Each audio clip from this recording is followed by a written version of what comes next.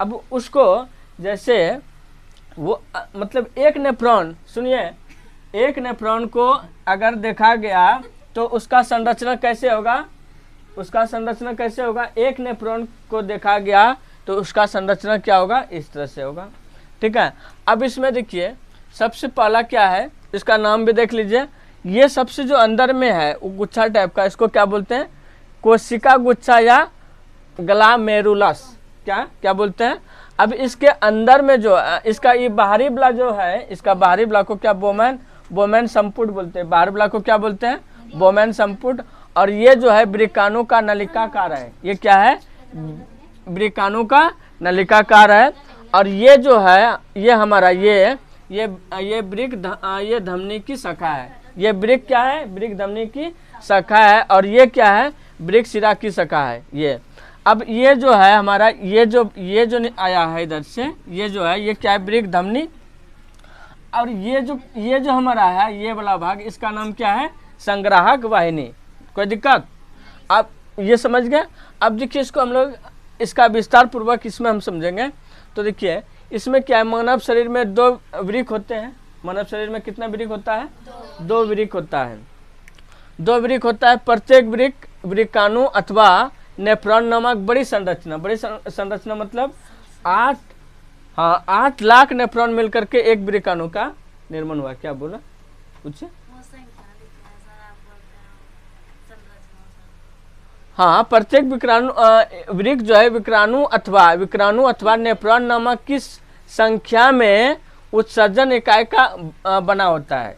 ये क्या होता है, किसका बना होता है, नेफ्रॉन से बना होता है, या इसका नाम क्या है, विक्राणु। अब देखिए इसमें जो है पहला जो है मेलपिगियन संपुट, यह क्या है, मेलपिगियन संपुट। इसमें बोमेन संपुट तथा कोशिका गुच्छा होता है। अब देखिए बोमेन संपुट या कोशिका गुच्छा क्या होता है, इसको आगे हम लोग देखेंगे। इसको लिख लीजिए, लिख लिए हैं। अब देखो हम लोग 1 नंबर पढ़ लिए थे, क्या पढ़े थे 1 नंबर में, कितना है, मेलपिगियन संपुट ना। मेलपिगियन संपुट में क्या था, 2 था, बोमेन संपुट और एक दूसरा क्या था, कोशिका गुच्छा नहीं। ये इसमें अब इसमें क्या, यह वृक्काणु में उससे ऊपर सिरे पर एक प्याले का आकार का थैला होता है जो बोमेन संपुट कहलाता है। समझ में, बोमेन संपुट किसको कहेंगे, यह वृक्काणु में उससे ऊपरी सिरे पर एक प्याले के आकार का थैला होता है जो बोमेन संपुट कहलाता है। दूसरा क्या, कोशिका गुच्छा क्या है, कोशिका गुच्छा क्या है, अब देखिए यहाँ पे, यह रुधिर कोशिकाओं का एक गुच्छा होता है जो क्या है, एफेरेंट कोशिका द्वारा निर्मित होता है। किसके द्वारा निर्मित होता है, एफेरेंट कोशिका द्वारा। अब 2 नंबर हम लोग पढ़ेंगे नलिका। नलिका का भी 3 भाग है। कौन कौन भाग है, क्या है, वाहिनी का अग्रस्थ भाग, और दूसरा है यानी बी नंबर है यू आकार का हिलने का लूप, और सी नंबर जो है दूरस्थ नलिका भाग।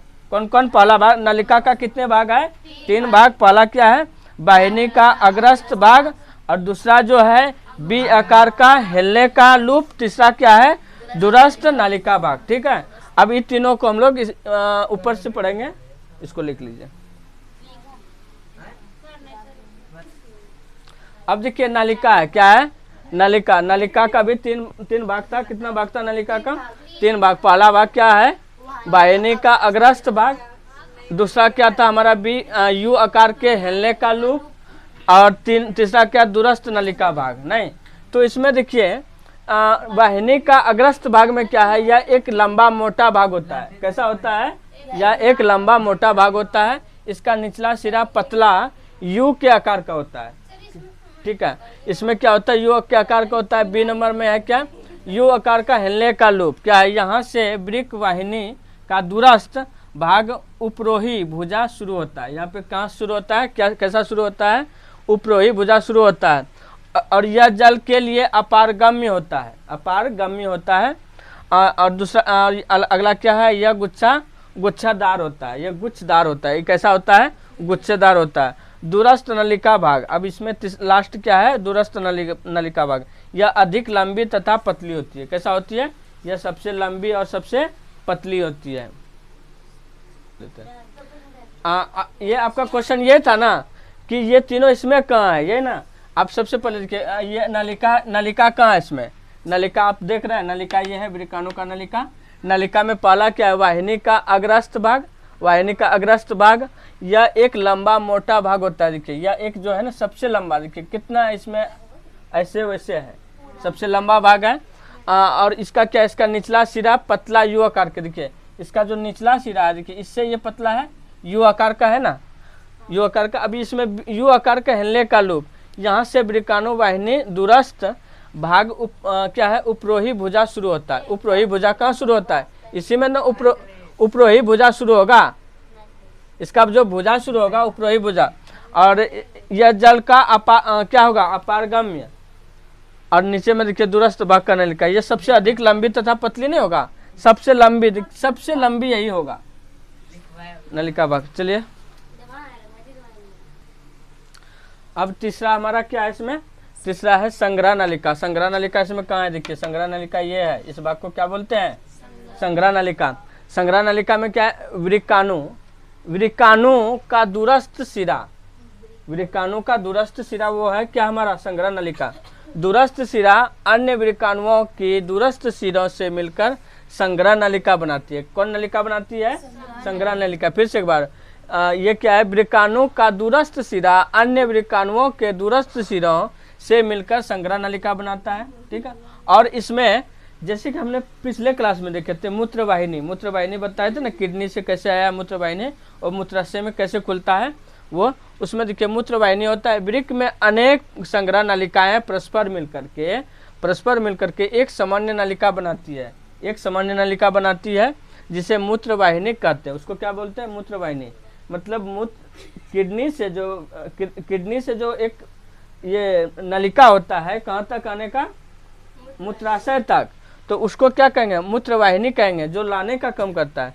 यह मूत्रवाहिनी वृक्क का संबंध मूत्राशय से कराती है। किससे कराती है, मूत्रवाहिनी जो होता है दोनों तरफ से, वो उसका संबंध किससे कराती है, मूत्राशय से कराती है। इस प्रकार दोनों वृक्क मूत्रवाहिनी द्वारा मूत्राशय में खुलती है, ठीक है। लिखिए इसको, फिर आगे देखते हैं।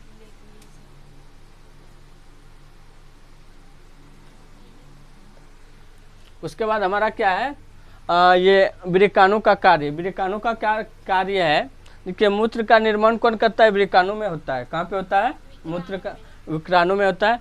रुधिर, देखिए इसमें जो होता है रुधिर नीरल धमनी से एफरेंट धमनिका में होता हुआ कोशिका गुच्छा में पहुंचता है।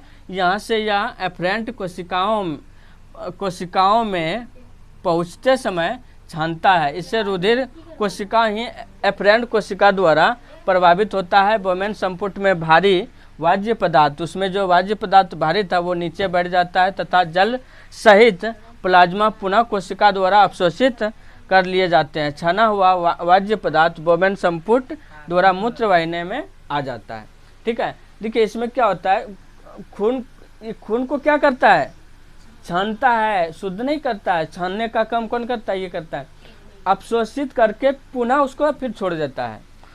नहीं, इसमें लिखा हुआ है ना कि भारी वाज्य पदार्थ नीचे बढ़ जाता तथा जल सहित प्लाज्मा पुनः कोशिका द्वारा अवशोषित कर लिए जाते हैं। छना हुआ वाज्य पदार्थ बोमेन संपुट द्वारा मूत्र निवाहिका में आ जाता है, ठीक है। उसके बाद क्या है, अतः रुधिर में जल की मात्रा क्या होता है, जल की मात्रा बहुत अधिक होती है।